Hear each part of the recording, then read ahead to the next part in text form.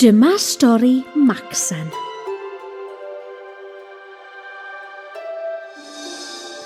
Brenin Rhufain oedd Macsen. Un diwrnod, mi aeth o allan I hela efo'i ddynion. Wedyn roedd o wedi blino, ac felly mi aeth o I gysgu. Mi gysgodd yn drom iawn, ac mi ddechreuodd freuddwydio. Mi freuddwydiodd am deithio dramor. Mi welodd afonydd a mynyddoedd.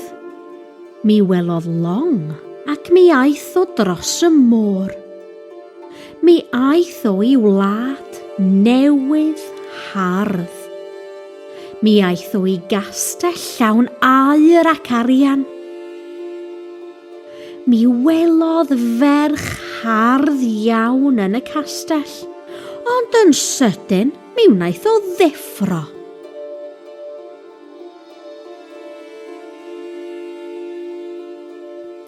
Roedd Macsen mewn cariad efo'r ferch hardd yn ei freuddwyd. Hi ydy'r ferch hardda yn y byd. Ei chastell hi ydy'r castell gorau yn y byd. Mae hi'n byw yn y wlad prydfertha yn y byd. Roedd o'n drist iawn. Anfonodd ei ddynion allan I edrych am hopman amdani hi. Edrychodd am y ferch bob dydd am flwyddyn. Un diwrnod, mi wnaeth o weld Cymru. O, dyma'r wlad hardd oedd yn fy mreuddwyd. Mae'n harddach nag unrhyw wlad arall.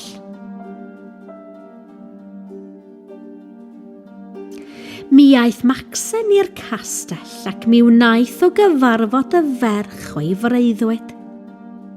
Elen oedd ei henw hi. Roedd Macsen isio I Elen dod adra I Rhufain efo fo. Ond doedd Elen ddim yn cytuno. Mi faswn ni'n hapusach yn aros yma.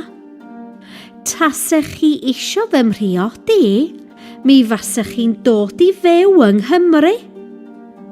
Felly, mi symudodd Macsen I fyw yng Nghymru.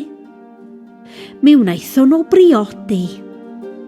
Roedd Macsen yn byw yng Nghymru am 7 mlynedd.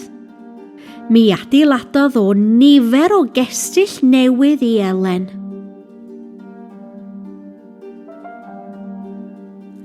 Yn y diwedd, roedd rhaid I Macsen mynd yn ôl I reoli Rhufain, ac mi aeth Elen I fyw yn Rhufain efo fo.